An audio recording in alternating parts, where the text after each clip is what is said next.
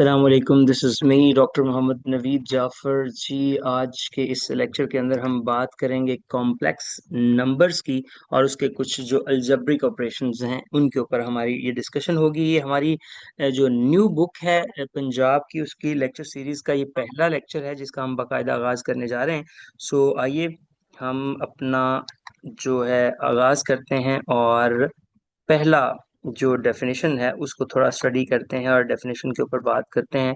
सो जी, definition हमारी क्या है? कॉम्प्लेक्स नंबर्स है। लेकिन कॉम्प्लेक्स नंबर जो है ये ओरिजिनेट कहाँ से हुए, ये बने कैसे, ये सारी अगर आप मेरी लेक्चर सीरीज में देखते रहें तो नंबर सिस्टम के अंदर मैंने ये बातें की हुई हैं। लेकिन थोड़ा सा जरा गौर करें। जब कोई ऐसी इक्वेशन आ जाए x square plus one is equals to zero, अब इसको जरा अंडरस्टैंड करें। इज इट पॉसिबल कि किसी नंबर का स्क्वायर लें और उसमें वन को ऐड करें और वो जीरो के इक्वल आ जाए? एग्जैक्टली पॉसिबल नहीं है, बिकॉज जब आप किसी भी नंबर का स्क्वायर लेंगे तो वो पॉजिटिव हो जाएगा। तो पॉजिटिव वन को वन में या पॉजिटिव नंबर को वन में ऐड करेंगे तो कभी भी जीरो नहीं बनेगा। सो यहां से क्या किया गया कि x square is equals to minus one. Is it possible? Obviously in real numbers that is not possible कि किसी भी नंबर का स्क्वायर लें और वो नेगेटिव वन आ जाए।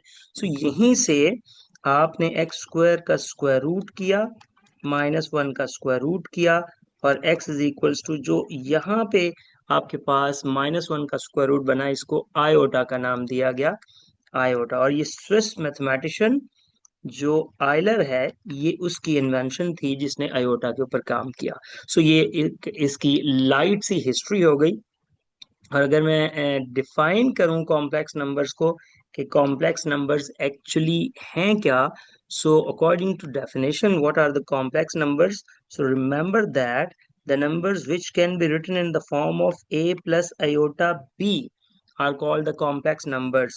Remember that where both, यहाँ पे ये याद रखें कि ये जो a और b हैं ये दोनों के दोनों रियल नंबर्स हैं, और जो अयोटा है ये माइनस वन का स्क्वायर रूट है। अब आगे जाते हैं, इसकी कुछ एग्जांपल्स भी देखते हैं। फॉर एग्जांपल आपने देखा कि थ्री प्लस टू अयोटा लिखा हुआ है। ऑब्वियसली ये सेट ऑफ कॉम्प्लेक्स नंबर्स को रिप्रेजेंट करता है। ये आपके पास आ गया। अच्छा, यहाँ पे अकेला टू अयोटा लिखा हुआ है तो इसमें जीरो प्लस टू अयोटा लिखा जा सकता है। सो दैट इज ऑल्सो, अगर यानी कि अकेला टू अयोटा है तो ये भी बिलोंग करेगा सेट ऑफ कॉम्प्लेक्स नंबर्स को। अब क्वेश्चन ये है कि अगर अकेला रियल आ जाए, so is this belongs to the set of complex numbers or not? So answer is yes, that will belongs to the set of complex numbers. So remember that every real number, यहाँ पे ये बात याद रखें, every real number is also a complex number। Her real number को हम complex number भी कह सकते हैं।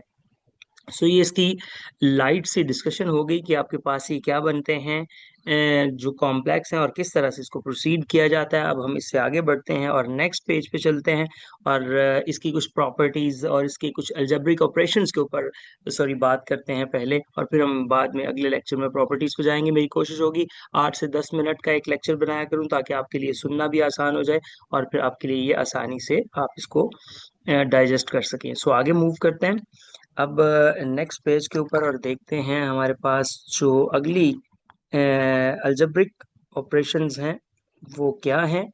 सो अलजेब्रिक ऑपरेशंस की जानिब जाएंगे और देखेंगे अपने। अच्छा, जब अलजेब्रिक ऑपरेशंस की बात होती है तो आपके जहन के अंदर ऑटोमेटिकली क्या आता है? अलजेब्रिक ऑपरेशंस में आपके जहन के अंदर ऑटोमेटिकली जो चीज़ आएगी वो आएगी कि आप उसके जो है उस पर बात करेंगे। अलजेब्रिक ऑपरेशंस में आप एग्जैक्टली उस पर बात करेंगे, इसका प्लस माइनस मल्टीप्लिकेशन डिवीजन के ऊपर। सो ये अब हम अलजेब्रिक ऑपरेशंस की जानिब मूव करेंगे। सो जी, हमने ये इसको रिमूव किया ओवरऑल और आगे बढ़ते हैं अपने नेक्स्ट डिस्कशन की जानिब। सो यहाँ पे बात करते हैं अलजेब्रिक ऑपरेशंस, अलजेब्रिक ऑपरेशंस। अच्छा, यहाँ पे रिमेंबर दैट जब भी वर्ड अलजेब्रिक का जिक्र आएगा ना, सो अलजेब्रिक के जिक्र से ये मुराद है कि आपने, ये अलजेब्रिक है और ऑपरेशंस हैं। सो वो कौन से ऑपरेशंस हो सकते हैं? ये प्लस, माइनस, मल्टीप्लिकेशन और डिवीजन हो सकती है। सो ये चार ऑपरेशंस हैं जिसके ऊपर हमारी लाइट से डिस्कशन होगी यहाँ पे। सबसे पहले आपने देखना है addition of complex numbers. So how to make addition of complex numbers. आप कॉम्प्लेक्स नंबर्स की एडिशन कैसे करते हैं, ये हमारी पहली डिस्कशन होगी। सो देखिएगा जी, लेट्स से दैट मेरे पास एक z1 है, मैं a1 प्लस आयोटा b1 उसको नाम देता हूँ, और एक z2 है जिसको माइनस, ये चले a2 प्लस आयोटा b2 उसको नाम दे देते हैं। एडिशन और सब्ट्रैक्शन का सेम पैटर्न है, सो आप इसमें दोनों ही प्रोसेस कर देंगे। अगर आप Z1 को Z2 में ऐड करना चाहते हैं तो A1 plus iota B1 plus A2 plus iota B2। So remember that कि रियल में रियल ऐड हो जाएगा और इमेजिनरी में इमेजिनरी ऐड हो जाएगा। सो ये हमारे पास आ जाएगा A1 plus A2 and plus iota b1 plus b2। and you know that a1 plus a2 obviously ये b कोई एक रियल नंबर बनेगा, लेट्स से दैट a3 बन गया, एंड प्लस आयोटा ये b3 बन गया।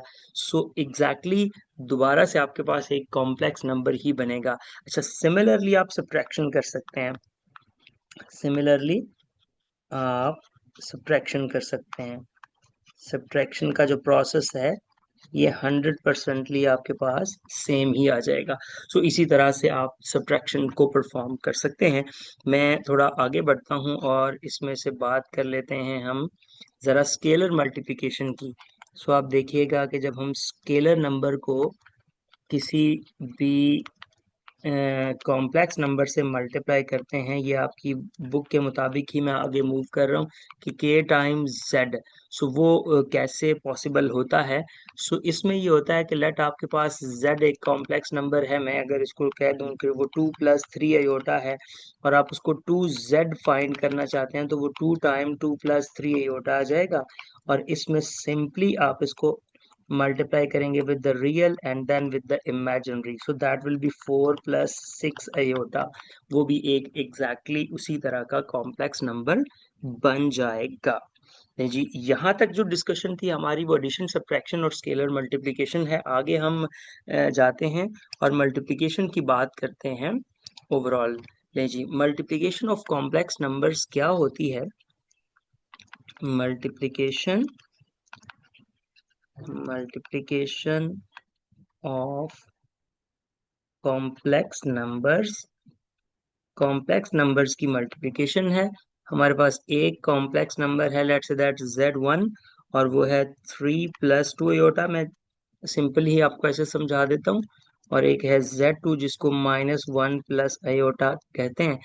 लेट्स आपने Z1 को Z2 के साथ मल्टीप्लाई करना है, तो मीन्स 3 प्लस 2 आयोटा को आपने मल्टीप्लाई करना है -1 प्लस आयोटा के साथ।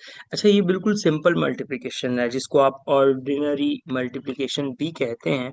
आपने 3 को -1 से मल्टीप्लाई किया तो आपके पास कितना आ जाएगा? -3। फिर आप इस 3 को आयोटा से मल्टीप्लाई करेंगे तो आपके पास आ जाएगा +3 आयोटा। फिर आपने क्या करना है, 2 आयोटा को -1 से करेंगे तो -2 आयोटा, और फिर आप 2 आयोटा को आयोटा से करेंगे तो +2 आयोटा स्क्वायर। अब आप देखिए, -3 और 3 आयोटा -2 आयोटा, ये आपके पास प्लस आयोटा आ जाएगा, +2, और चूंकि आयोटा स्क्वायर आपका -1 के इक्वल होता है, इसलिए हम यहाँ पे उसकी वैल्यू लगा देंगे। सो ये आ जाएगा -3 and then plus iota -2 and then we have -5 plus iota। so that is the multiplication of the two complex numbers। जब भी आपने दो कॉम्प्लेक्स नंबर्स को मल्टीप्लाई करना है तो तरीकाकार यही होगा।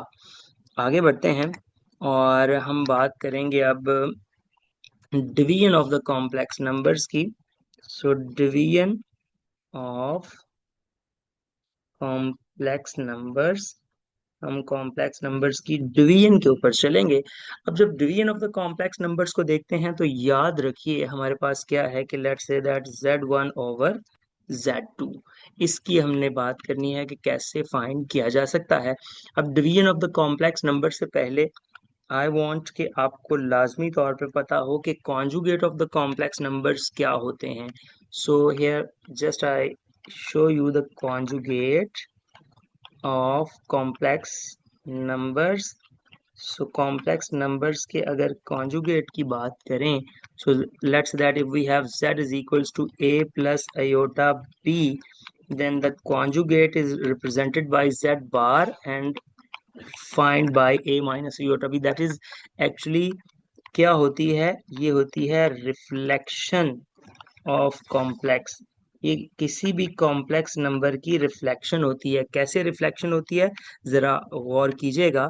जैसे मिसाल के तौर पे आप देखें, आप दरिया के किनारे खड़े हुए हैं तो आपको अपना अक्स नजर आ रहा है, आपको अपना इमेज नजर आ रहा है उसके अंदर दरिया में, तो वो आपका कॉन्जुगेट है। जैसे आप देखें 3 + 2 अयोटा है, यहाँ पे 3 और यहाँ पे 2, तो ये 3, 2 लिखा जा सकता है, ये कॉम्प्लेक्स नंबर 3 + 2 अयोटा।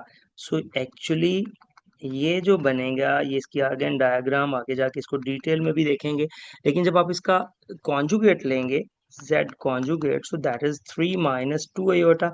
अब 3 - 2 अयोटा से मुराद है कि 3, -2। अब आप खुद ही जरा गौर करें, अगर आप 3, -2 की बात करते हैं तो 3 तो उसी डायरेक्शन में रहा, -2 नीचे वाली डायरेक्शन में आके, तो आप खुद अंदाजा कर लें कि ये एग्जैक्टली उसकी रिफ्लेक्शन बन गई। सो ये कॉन्सेप्ट मैं यूज करूंगा इसकी डिवीजन के अंदर। फॉर एग्जांपल कि मेरे पास 3 + 2 अयोटा और डिवाइडेड बाय -1 + 3 अयोटा है, और मैं फाइंड करना चाहता हूँ ये डिवीजन।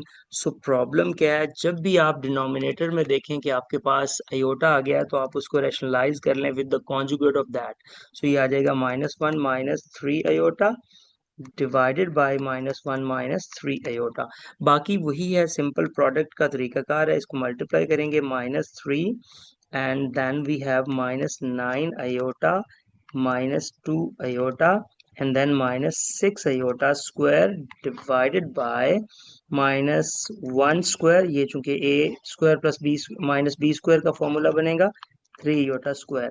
नहीं जी, ये आपके पास बन जाएगा -3 - 11 iota minus minus +6, because iota square is equals to -1 and divided by 1 and -9 iota square. So final answer will be like 3 - 11 iota divided by 10, because iota square again -1, so वो 9 into -1 obviously वो +1 +9 हो जाएगा। सो ये 3/10 -11/10 aorta इसका answer आ जाएगा।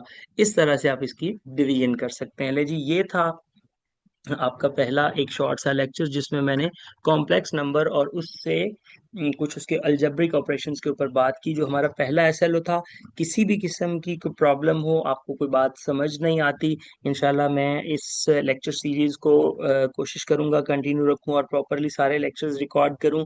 आपको कोई भी प्रॉब्लम होता है आप मुझे इस नंबर पे मैसेज कर सकते हैं, ये मेरा ईमेल एड्रेस है, और इंशाल्लाह आप लोगों के साथ डिस्कशंस होती रहेंगी और ये सिलसिला चलता रहेगा।